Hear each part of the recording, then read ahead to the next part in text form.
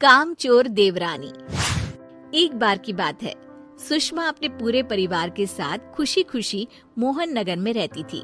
उसकी 2 बहुएं थी, पल्लवी और शिवानी।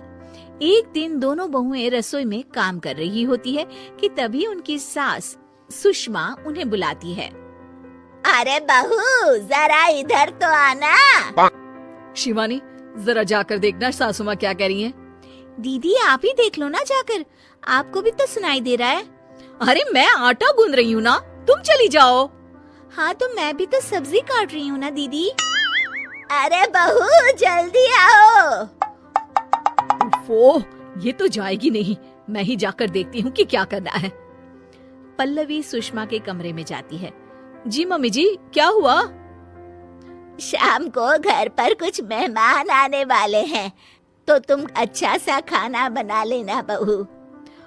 ठीक है मम्मी जी, आप बता दीजिए क्या क्या बनाना है और कितने लोग आ रहे हैं। सुनील की मौसी जी और उनका पूरा परिवार आ रहा है। कुल मिलाकर 3 लोग और हमें मिलाकर हुए 9 लोग। तो अभी से ही तैयारी करना शुरू कर दो। और हाँ, घर की सफाई भी कर देना। हाँ अच्छे से। जी मम्मी जी, सब काम हो जाएगा, आप चिंता मत कीजिए। पल्लवी शिवानी को घर में मेहमान आने वाले हैं इसके बारे में बताती है। क्या 9 लोगों का खाना बनाना होगा, घर की सफाई करनी है? बाप रे, सासू माँ ने तो हमें घर की नौकरानी ही समझ कर रखा है। ऐसा नहीं बोलते शिवानी, हम इस घर की बहू हैं और घर के काम करना हमारा फर्ज है। दीदी तो है ही सासू माँ की चमची, जब देखो सासू माँ सासू माँ। मैं तो इतना सारा काम नहीं करने वाली। शिवानी कपड़े लेकर गमला साफ कर रही होती है और चक्कर आने का नाटक करने लगती है।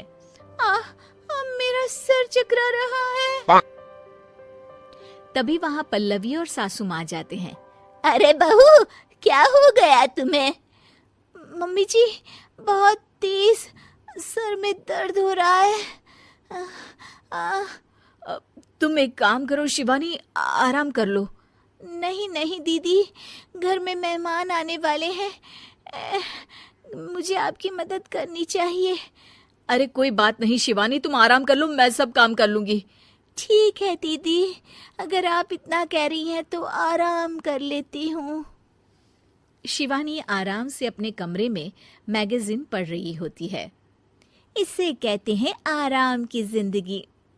इतना सारा काम। चलो सारा काम खत्म हो गया, शिवानी को देख आती हूँ। शिवानी अपने कमरे में ईयरफोन में गाने सुनते सुनते सो जाती है और उसके साइड में मैगजीन भी रखी होती है। पल्लवी वहां आ जाती है और वो सब देखती है। ओहो, तो मतलब सब काम चोरी का बहाना था। अभी बताती हूँ इसको। घर का सारा काम मुझे करना पड़ा और ये महारानी यहाँ मैगजीन पढ़ रही है, गाने सुन रही है। पल्लवी रसोई से एक प्लेट और चम्मच लेकर आती है और शिवानी को थाली बजाकर उठाने लगती है। शिवानी अचानक से उठती है। उठ गई महारानी, गाने भी सुन लिए, मैगजीन भी पढ़ ली।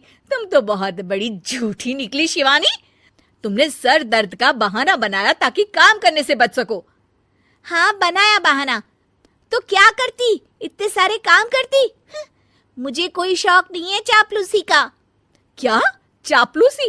तुम्हें लगता है कि मैं सारे काम चापलूसी के लिए कर रही हूँ? और नहीं तो क्या। तभी वहां सासू माँ आ जाती हैं। अरे बहू, वो लोग बस आने ही वाले हैं, तुम तैयारियां कर लो।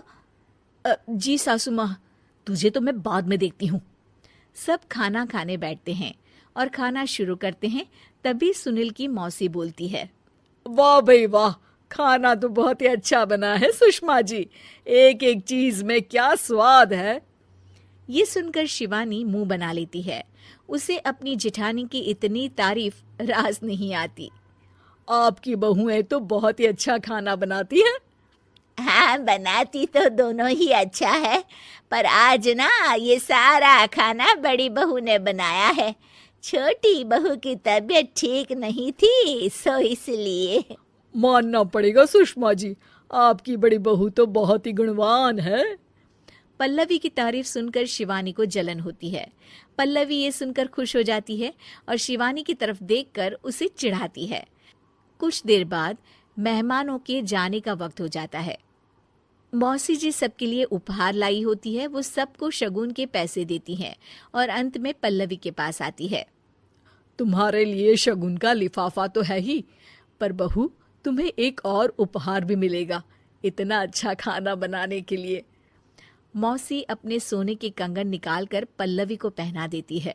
ये लो, ये मेरे मनपसंद कंगन है, अब से ये तुम्हारे हुए।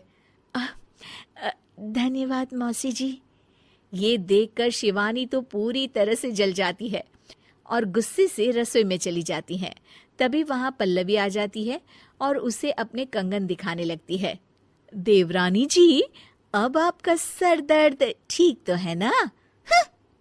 मुझे लगता है कि अब सर दर्द शुरू हो गया होगा आपका।